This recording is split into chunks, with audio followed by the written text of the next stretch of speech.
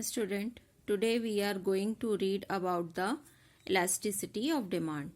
So, law of demand help us to know about the direction of change in price in case of increase in price of commodity. Will its demand decrease, or in case of decrease in price will its demand increase? तो law of demand हमें क्या बताता है कि किसी commodity की price में increase या डिक्रीज होने की वजह से उसके डिमांड में भी इंक्रीज और डिक्रीज होती है. बट लॉ ऑफ डिमांड हमें ये नहीं बताता है कि ये इंक्रीज और डिक्रीज जो है क्यों हो रही है और कितनी हो रही है, कब इस तरह के डिमांड में कम या ज़्यादा होगा.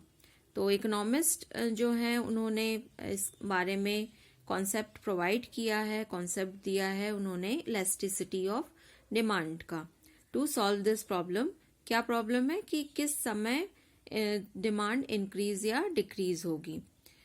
तो यहाँ पे कुछ डेफिनेशंस दी हैं प्रोफेसर मार्शल ने, मिसेस जॉन रॉबिन्सन ने.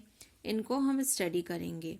According to professor Marshall, the elasticity or responsiveness of demand in a market is a great or small according as the amount demanded increase much or little for a given fall in price. And diminishes much or little for a given rise in price. तो elasticity of demand के through क्या हो रहा है कि हमें पता चल जाता है कि कितने अमाउंट में राइज या फॉल होने की वजह से, प्राइस राइज या प्राइस फॉल होने की वजह से कितना डिमांड में इंक्रीज या डिक्रीज हुआ है. मिसेस जॉन रॉबिन्सन के अकॉर्डिंग क्या है, the elasticity of demand at any price और any output is the proportional change of amount purchased in response to a small change in price divided by the proportional change in price. तो elasticity of demand क्या बता रहा है, is measure the change taking place in the quantity of commodity due to a small change in price. तो elasticity of demand के through हम क्या measure कर सकते हैं कि हम किसी भी पर्टिकुलर जो चीज़ खरीद रहे हैं उस कमोडिटी की प्राइस में कुछ थोड़ा बहुत भी चेंज होने पर उसका डिमांड कितना कमता है, कम जाता है या बढ़ता है, यानी हम उसकी क्वांटिटी को मेजर कर सकते हैं. किसके थ्रू कर सकते हैं, elasticity of demand. Now we will read about the types of elasticity of demand. First one is price elasticity of demand, second income elasticity of demand, and third one is cross elasticity of demand. So first of all, we will read the first point or first type of elasticity of demand, that is price elasticity of demand. So price elasticity of demand is measured used to economics to show the responsiveness or elasticity of the quantity demanded of a good or service to increase in its price when nothing but the price changes. तो price elasticity of demand क्या बता रही है कि किसी भी quantity, किसी भी चीज की या सर्विस की क्वांटिटी में कितना चेंज होगा जब उसकी प्राइस थोड़ा बहुत बढ़ती है या प्राइस में चेंज हो जाता है. तो elasticity of demand is meant above in its fact elasticity of demand. So price elasticity of demand and elasticity of demand mean one and the same thing. तो दोनों ही चीजें, चाहे आप प्राइस इलास्टिसिटी ऑफ डिमांड बोलें या elasticity of demand बोलें, दोनों economics में एक ही चीज है. इसको जो हम पता कर सकते हैं उसका फॉर्मूला यहाँ पे दिया हुआ है. वो क्या दिया है, EP equal to proportional change in quantity demanded upon proportional change in the prices. तो यहाँ पे EP जो है, EP refers to the elasticity of demand.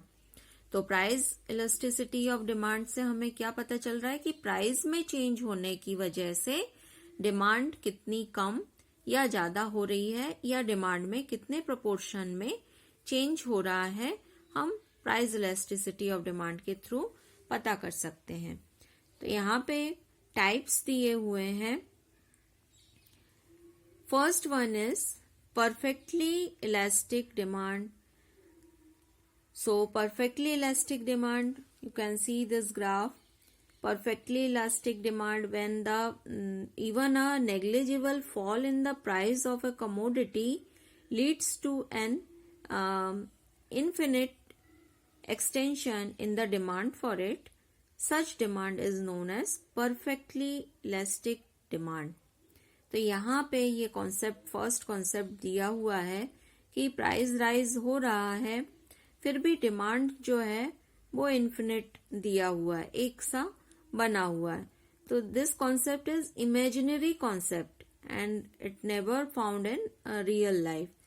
तो इस तरह के का जो कॉन्सेप्ट है परफेक्टली इलास्टिक डिमांड, ये कॉन्सेप्ट रियल लाइफ में नहीं मिलता, ये इमेजिनरी जो है कॉन्सेप्ट दिया हुआ है कि यहाँ पे प्राइस फॉल हुआ है लेकिन यहाँ पे डिमांड भी उसी हिसाब से इंक्रीज हो रही है। तो यहाँ हम देखेंगे ग्राफिकल रिप्रेजेंटेशन दिया हुआ है। OX एक्सिस पे हम क्वांटिटी डिमांडेड देख रहे हैं, OY एक्सिस पे प्राइस देख रहे हैं। सो condition of perfectly elastic demand, the demand curve DD is parallel to the baseline OS axis। आप ये देख रहे हो DD लाइन जो है डिमांड लाइन, ये पैरेलल है किसके, OX एक्सिस पे, जिसमें हम क्वांटिटी को देख रहे हैं। At price PQ quantity demanded is OQ, quantity demanded OQ, price PQ है तो इस समय OQ डिमांड आ रही है। But without change in the price, that is at price P1 Q1, आप देख रहे हो चेंज नहीं हुआ है, प्राइस वही है, ये P1 पे प्राइस पहुंच गया है लेकिन क्वांटिटी यहाँ पे इंक्रीज हो गई है। प्राइस P1 ही है लेकिन क्वांटिटी इंक्रीज हो गई है, वो हो गया है P1 Q1, या फिर हम बोल सकते हैं O1 Q1 क्वांटिटी की डिमांड की जा रही है।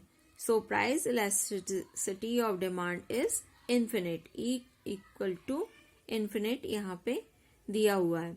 आप देख रहे हो प्राइस में चेंज हुआ है, प्राइस में चेंज नहीं हुआ है लेकिन यहाँ पे जो क्वांटिटी ऑफ डिमांड है ये इंक्रीज हो गई है।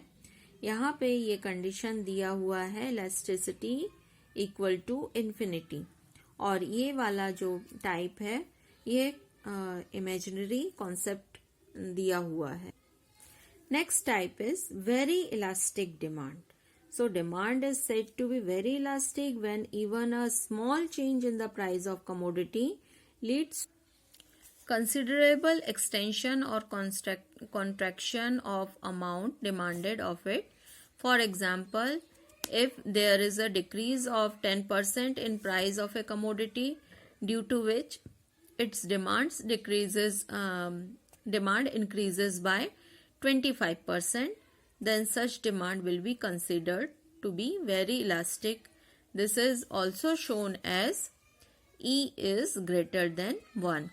तो यहाँ पे जो सेकेंड टाइप है वेरी इलास्टिक डिमांड में क्या बताया गया है कि प्राइस में थोड़ा सा भी कम हो जा रहा है तो जो डिमांड है कमोडिटी की वो बहुत ज़्यादा बढ़ रही है। जैसे यहाँ पे क्या दिया है, ओ की quantity of the commodity is demanded at OP price।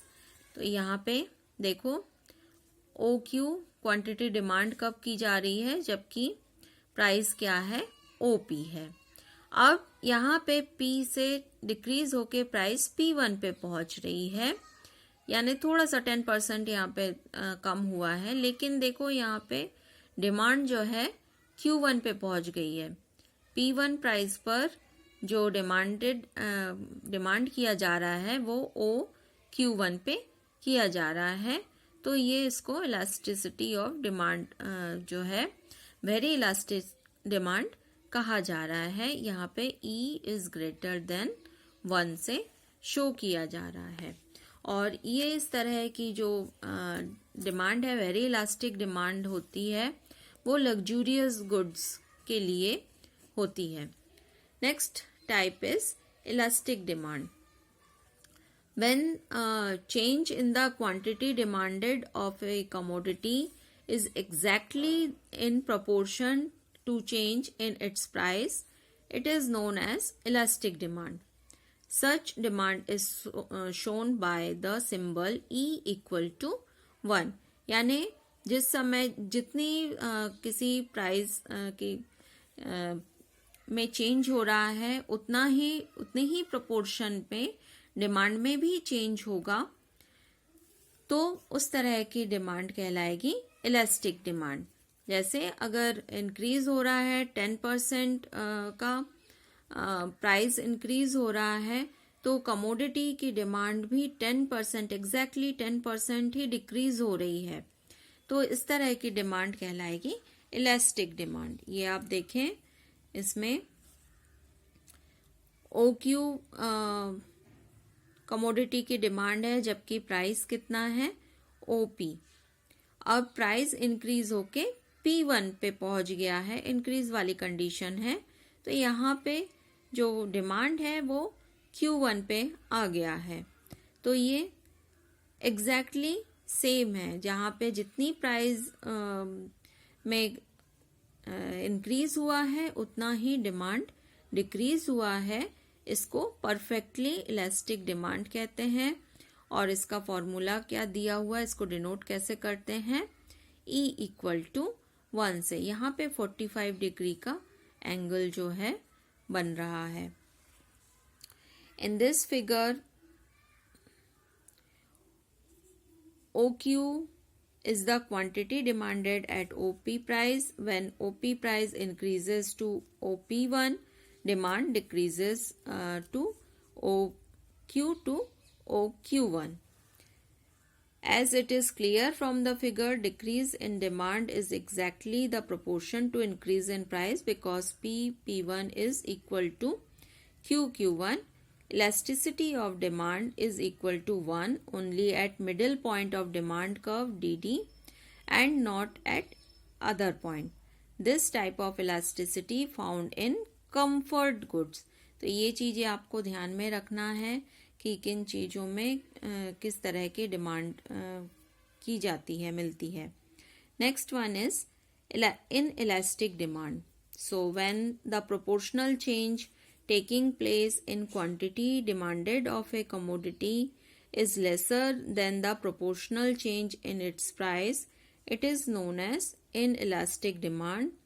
For example, when there is an increase of 40% in the price of a commodity, but there is only 10% decrease in demand, it will be called as inelastic demand. तो inelastic demand में हमने क्या पढ़ा कि किसी भी चीज की कमोडिटी में प्राइस जो है ज़्यादा इंक्रीज हो गया, बट उसी क्वांटिटी में उसकी डिमांड डिक्रीज नहीं हुई है, तो उसको हम इनइलास्टिक डिमांड कहते हैं। जैसे यहाँ पे OP प्राइस पर डिमांड OQ है। अब प्राइस मान लीजिए OP1 हो गया है, मतलब लगभग 40% जो है वो इंक्रीज हो गया है, बट यहाँ पे जो डिमांड भी उतनी ही डिक्रीज होनी चाहिए थी, लेकिन उसकी जगह पे केवल 10% डिमांड डिक्रीज हुई है, तो ये इनइलास्टिक डिमांड कहलाएगा। E इज लेस देन 1 से डिनोट करते हैं।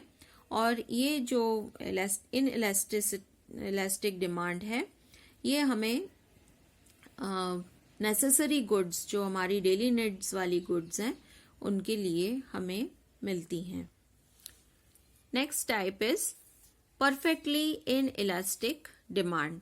So when there is no change in the quantity demanded of commodity even after a significant increase in its price, it is shown as perfectly inelastic demand. As there is no change in demand, so it is denoted by the symbol E equal to 0. So this type of condition is also imaginary because cannot happen in a real life. तो यहाँ पे आप देखो, यहाँ पे ये line आपने जो फर्स्ट कॉन्सेप्ट देखा था उसमें जो लाइन था डी कर्व इस तरह से पैरेलल जा रहा था क्वांटिटी कर्व के, और वो भी इमेजिनरी टाइप था. और ये लास्ट टाइप जो हम देख रहे हैं परफेक्टली इनइलास्टिक डिमांड, यहाँ पे क्या दिया है, प्राइस ओपी है जहाँ पे डिमांड ओडी है.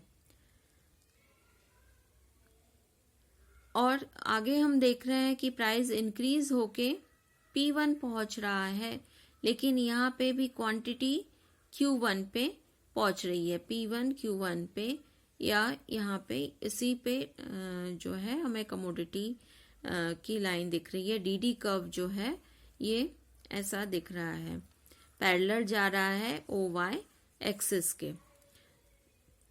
सो at the price of OP is OD or PQ when price of the commodity increase from OP to OP1, even then remains the demand remains the same, that is OD.